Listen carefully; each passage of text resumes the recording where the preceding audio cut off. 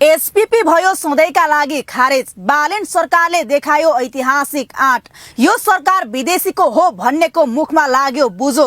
पूर्व राजा समेत बने बालेन सरकारको फ्यान। बालेन सरकारको यो निर्णयले त एमाले, कांग्रेस, नेकपा, राप्रपादेखि हर्कको पार्टी र राजावादी सम्ममा छायो खुसियाली। बालेनले घुमाए दिमाग, पुराना पार्टीलाई पारे नैतिकताको जालमा, सिकाए सबक। बालेन सरकारको रफ्तारले नेपालमा बग्न थाल्यो विदेशी लगानीको खोलो। 30 दिनमै भित्रियो 30 अर्ब। एक पटक गम्भीर भएर सोच्नुस् त, रासोपा नेतृत्वको बालेन सरकार विदेशीको षड्यन्त्रमा बनेको हो र यो सरकार आयो भने एसपीपी पास गर्छ भनेर हिजोसम्म सडक तताउनेहरूको मुखमा आज सधैँका लागि बुझो लागेको छ। एउटा युवा प्रधानमन्त्रीले एसपीपी सधैँ लागि खारेज मात्र गरेनन्। 36 वर्षदेखि पुराना दलहरूले चुनावका बेला बाँडेका तर सधैँ रद्दीको टोकरीमा फ्याँकेका घोषणा पत्रहरूलाई एकै ठाउँमा जम्मा गरेर यस्तो 18 बुँदे मास्टर प्लान ल्याइदिए जसले सिङ्गो देशलाई एकै पटक तरङ्गित बनाइदिएको छ। यति बेला सिंहदरबारबाट एउटा यस्तो ब्लुप्रिन्ट बाहिर आएको छ जुन कागजको खोस्टो होइन, सिधै आगामी बजेट मार्फत कार्यान्वयन हुन गइरहेको देश बदल्ने एक्सन प्लान हो। बालेन शाह नेतृत्वको सरकारले संसदका 6वटै ठूला दलका चुनावी बाचाहरूलाई समेटेर राष्ट्रिय प्रतिबद्धता सार्वजनिक गरेको छ। सम्बन्धित निकायका अनुसार यो मस्यौदाले देशको समग्र संरचनालाई नयाँ ट्र्याकमा लैजाने निर्मम खाका कोरेको छ। यो कति क्रान्तिकारी छ भने कूटनीतिमा नेपाल अब बफर स्टेट होइन, भाइब्रेन्ट ब्रिज बन्ने छ र कुनै पनि सैन्य गठबन्धनलाई पूर्ण रूपमा अस्वीकार गरिनेछ। यसैबीच बालेन शाह नेतृत्वको नयाँ सरकारले दिएको नीतिगत स्थिरता र सुधारको संकेत सँगै नेपालको निजी क्षेत्र र विदेशी लगानीकर्ताहरू वेट एन्ड वाचको अवस्थाबाट सिधै एक्टिभ मोडमा प्रवेश गरेका छन्। सरकार गठन भएको 1 महिना भित्रै चौधरी समूहले लग्जरी होटल निर्माणमा 20 अर्ब र डेनमार्कको बहुराष्ट्रिय कम्पनी कार्लसबर्ग समूहले 10 अर्ब गरी कुल 30 अर्ब रुपैयाँ भन्दा बढीको लगानी घोषणा गर्नुले नेपाल पुनः सुरक्षित र आकर्षक लगानी योग्य गन्तव्य बन्दैछ भन्ने स्पष्ट सन्देश दिएको छ। यता बालेन सरकारको पक्षमा खुलेरै पूर्व राजा ज्ञानेन्द्र शाह उभिएका छन्। उनले पढे लेखेका र प्रविधि बुझेका युवाको उदयलाई उत्साहजनक भनेका छन्। सधैँ पुराना दलको कडा आलोचना गर्ने पूर्व राजाले यसपटक बालेन नेतृत्वको सरकार प्रति आशावादी हुँदै आर्थिक सुधार र परनिर्भरता अन्त्य गर्न सुझाव दिए। यस्तै आधुनिक नेपालको जग बसाल्ने राजा महेन्द्रको सम्मान गर्दै पूर्व पश्चिम राजमार्गलाई महेन्द्र राजमार्ग नामाकरण गरेपछि राजावादीहरू पनि खुसी भएका छन्।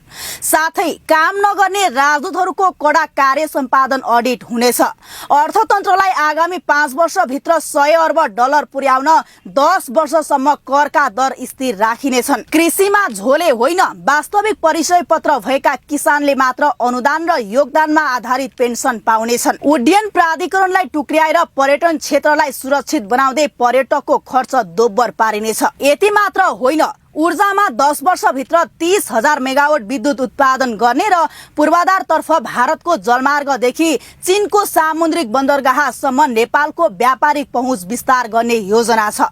ढुङ्गा गिटीको दोहन रोक्न छुट्टै खानी प्राधिकरण बन्नेछ भने चुरे संरक्षणका लागि अर्को अधिकार सम्पन्न निकाय खडा गरिँदैछ। शिक्षामा विद्यालय र विश्वविद्यालयलाई पूर्ण रूपमा दलीय राजनीतिबाट मुक्त गर्दै हप्तामा 4 दिन मात्र सैद्धान्तिक पढाइ हुने व्यवस्था गरिँदैछ। स्वास्थ्यतर्फ हरेक नागरिकको डिजिटल प्रोफाइल बन्नेछ र उपचार नपाएर कोही मर्नु पर्ने छैन।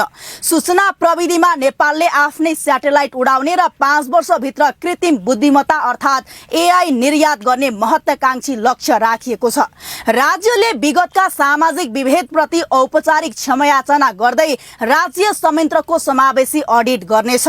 प्रशासन सुधार्न मन्त्रालयको संख्या 17 वटामा सीमित गरिनेछ। कार्यालयहरूमा टाइम कार्ड लागू हुनेछ र 5 वर्षमा 25% नयाँ जनशक्ति भित्राइनेछ।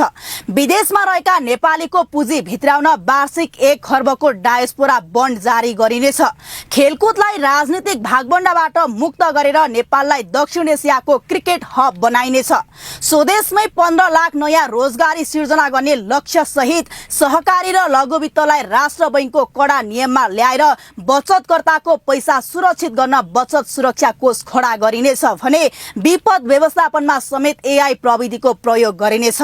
यो किन यति धेरै महत्त्वपूर्ण छ भने यो कागजमा लेखिएको साधारण नीति होइन, यो त दशकौंदेखि हुर्किएको सिन्डिकेट माथिको निर्मम प्रहार हो।